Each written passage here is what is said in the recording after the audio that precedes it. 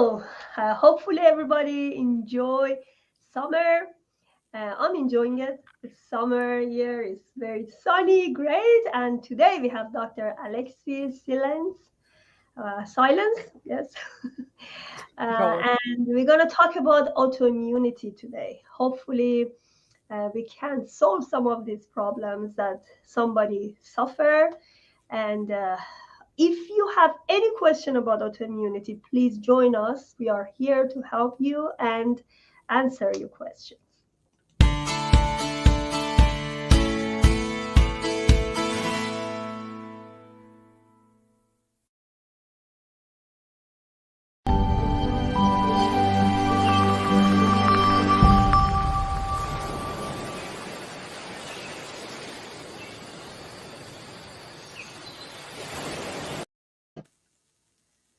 All right. Welcome to my show, Alexi. I'm very honored to have you. You are one of those specialities that I love naturopathy, functional medicine, and you also have your own history of autoimmunity. That's why she wanted to talk about something. I said, oh, okay, stop. I love you to talk about this. So, tell me about yourself, your background, and I know you have two PhDs, and I really want you to talk about this yourself. Sure. Well, like everybody, had normal life growing up. And back in the early 2000s, I was an audiologist, seeing my patients, and I had two children back to back. Ended up getting meningitis, and from the meningitis, my health just plummeted. The doctors really didn't know what was going on. They told me I had, quote, chronic meningitis.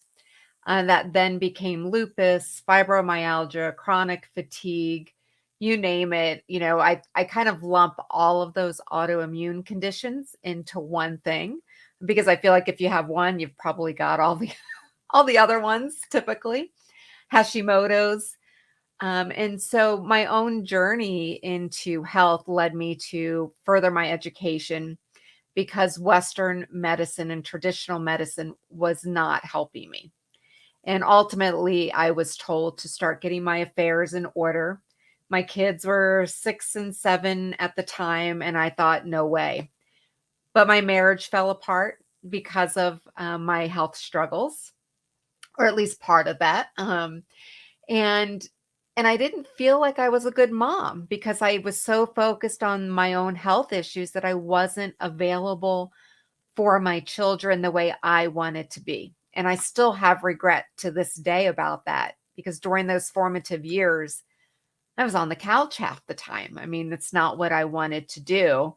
Um, and so my goal now is to help other people reclaim their health. I've been in complete remission from all autoimmune conditions for over 8 years.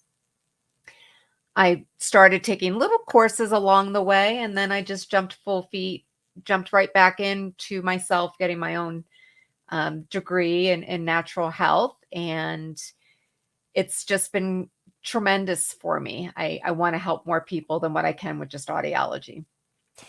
Alexi, it's interesting because I also talk to so many clients and so many people who are suffering from autoimmunity. It's not only one, right? Usually, when you have some imbalance in your body, it goes to everywhere.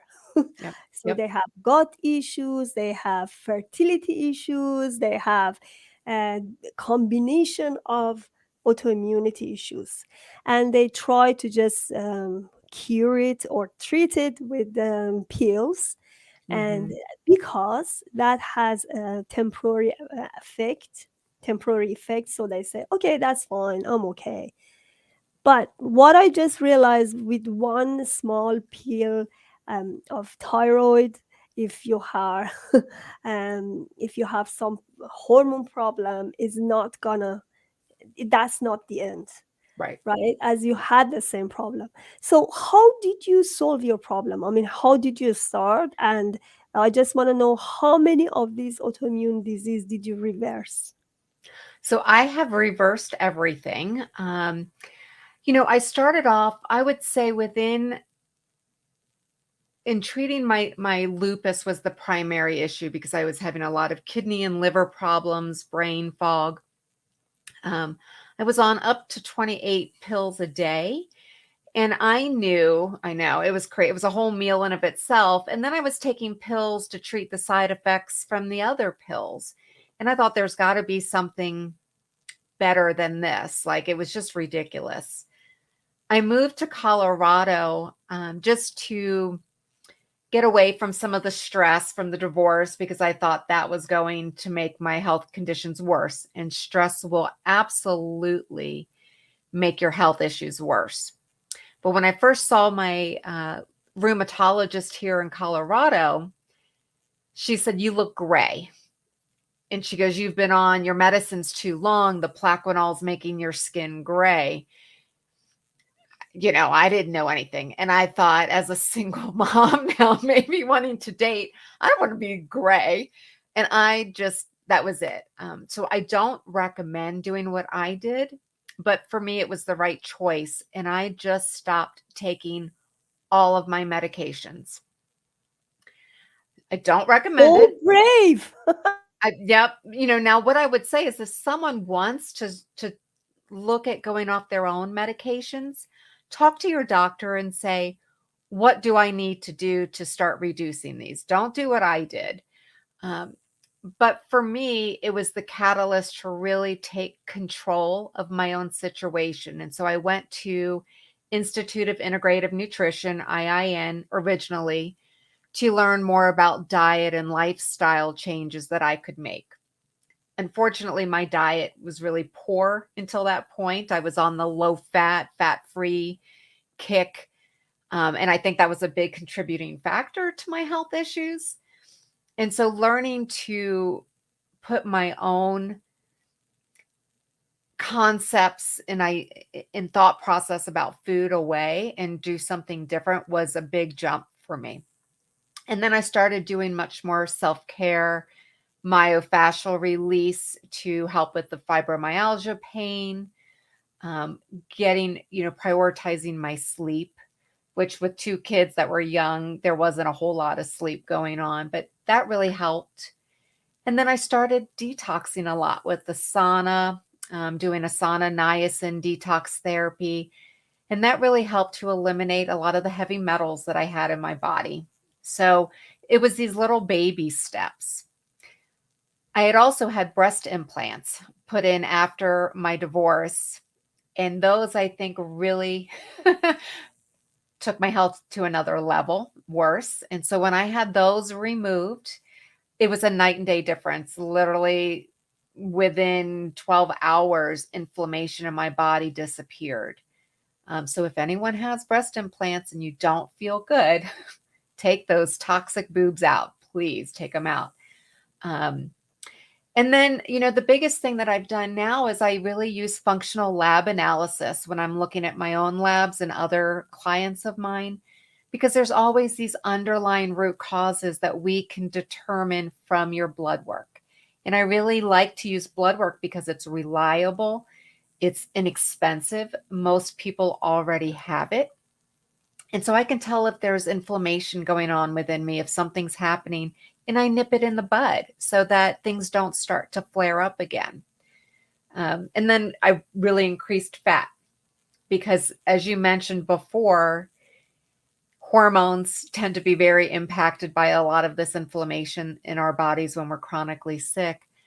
If you are on a low-fat diet, if your cholesterol is not enough, and traditional medicine tries to tell us we need very little cholesterol. Cholesterol is extremely important for hormone development and all the body processes. And if you don't have enough fat in your diet, you don't have enough cholesterol, you're going to feel like junk. So that's what I did to get started. But like I said, it's been about 8 years now that I've been in complete remission, no flares at all. So just we go to a few second break and we come back again. Please subscribe to Pontokalho Transition channel and order my book The Gap in Amazon. Thank you for watching.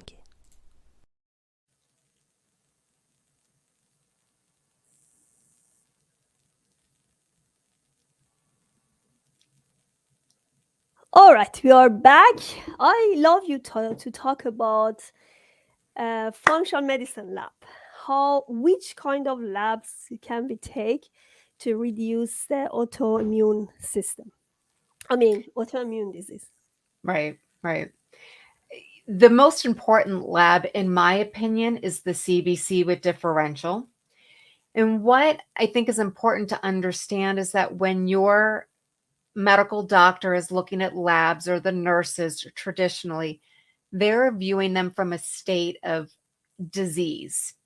I want to look at your labs for what what is optimal. Where are you at now and what potential can I give you? So I'm not looking for very pathological states. I'm looking for those underlying conditions. And one thing that I tell everybody is that with the CBC with differential, it will allow us to determine if there are any underlying infections, be it bacterial, viral, possible parasitic infections. Um, and when I can uncover those, even though the doctor would say those were normal or those lab ranges were normal, the body starts to heal when you take care of that underlying inflammation. And Even if with that CBC labs, because that's a normal lab everybody can do, right? generally, and but it surprises me at how many people do not have the CBC with differential. I don't know if in Canada it's different. Here, I really feel like a lot of doctors just kind of grab one piece from this lab and one from another, and they don't really have a complete lab. So the CBC to me with differential is the most important lab to get because it's going to tell me where to start. It will also uncover if there is an autoimmune condition going on in the body that other labs will then verify and confirm. So CBC with differentials number one. I do like to do a complete metabolic panel, a complete lipid panel, thyroid panel, a full thyroid panel, not just TSH, and then vitamin D is a definite in there. Other labs are great to have, but I primarily use those 4 or 5 labs. Do you do food sensitivity lab too? I don't, um, only because I will look at the eosinophils and basophils on the CBC to see if there is possibly a food sensitivity issue. I also look at the metabolic panel to see if there's perhaps leaky gut going on. So my goal is by the time someone comes to see me, they have spent so much money on lab after lab and test after test that they're tapped out financially. The time to go do all these tests, it's just not worth it because I'm going to treat things primarily the same way, as far as addressing the underlying infections and rebuilding the gut if they're having any GI issues, things like that. So I don't do the food sensitivity. However, as a caveat, I do have some energy medicine things that I do in quantum biofeedback that I do as far as saying, oh, this may not be the best thing for you. And I do recommend food journals and elimination diets if they do have a lot of GI issues. Interesting, because food sensitivity, most of the time, if you know how you can address it, yes. But sometimes we are not really aware of what's happening in our body. You may get, you may not get the inflammation at the first place, but in long run, you see that you have it.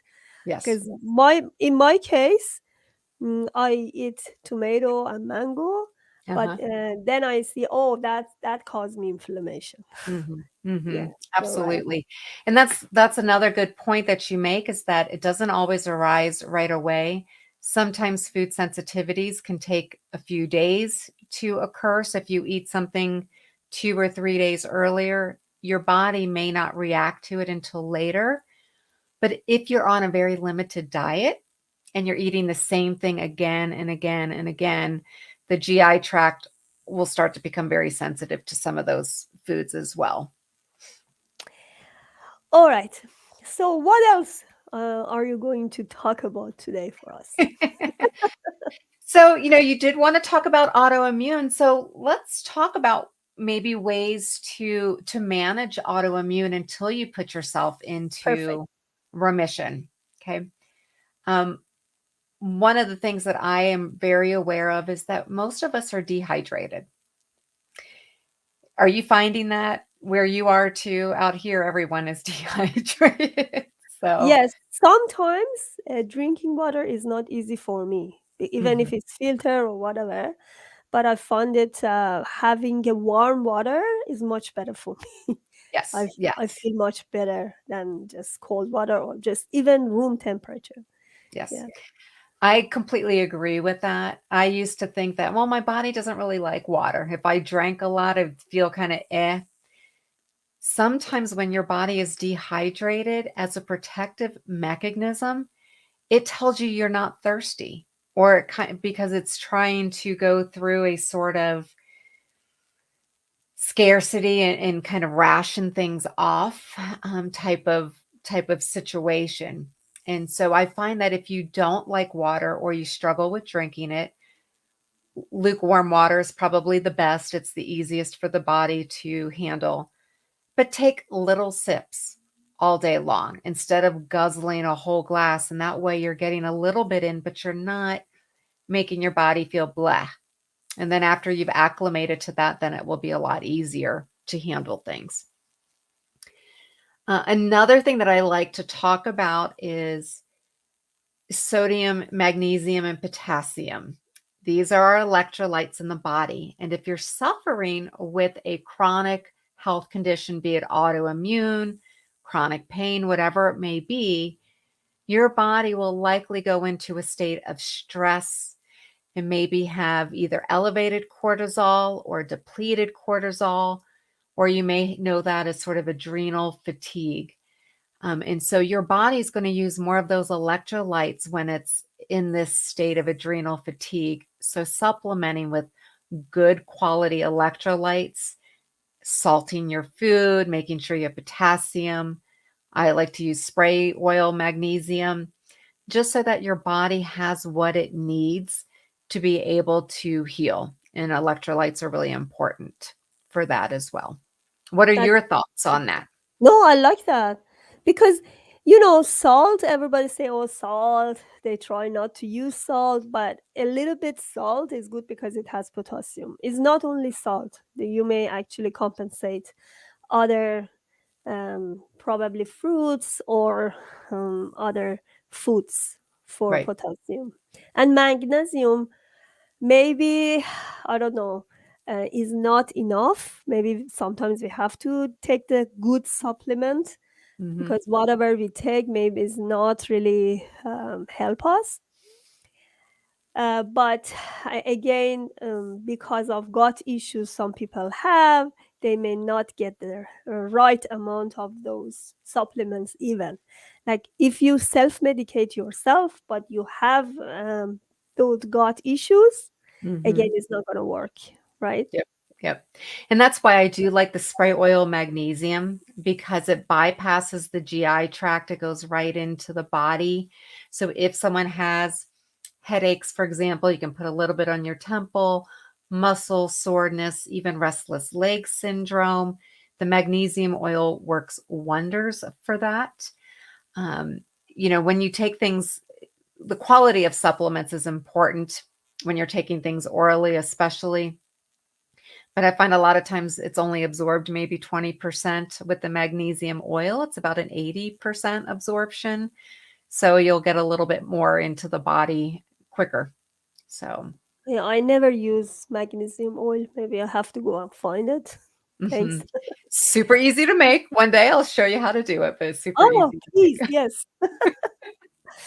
All right. So let's give me a very hopeful sentence for people who have autoimmunity, because the reason I really talk about this because I already wrote a book with other authors, and I we have a lot of great stories that they could reverse autoimmunity, Mhm, mhm. and our purpose is helping them understand that they don't need to suffer forever, Right. right? There are a little tweaks in their lifestyles they can make, and they can help themselves. Um, I have some question first before we go to last word. Do you think all autoimmunity disease are reversible? Let's say about celiac, because I know that one is a bit tough. So, I think they're all manageable. Manageable, yeah, that's what I feel. Like Manageable. asthma the same. You Absolutely. can manage it, like, because I have asthma. Uh, I don't use puff for a long time right now Mhm. because I could manage it. But if you go back to that bad habit of eating, bad lifestyle, everything gonna get back there, right? Absolutely. So I think that's the key is managing it. And for some people, managing it means that it goes into remission. Um, is there always a potential for it to come on? Absolutely, because all illnesses are triggered by something. So if you revert to your old ways, that trigger may come back and it's back, but you can manage it. What what amazes me is that I find that a lot of people don't want to put the effort forth to do that. They've let their diagnosis become who they are, right? It becomes their personality. And so you have to, as a person suffering with an autoimmune or any kind of health condition, even if it's cancer, you have to say, is this is this what I want? Is this what I want to be known for? Or is there more to me than this? So I think having purpose and taking onus for the situation you're in is really important to control and manage any kind of condition. I know a lot of people they quit smoking.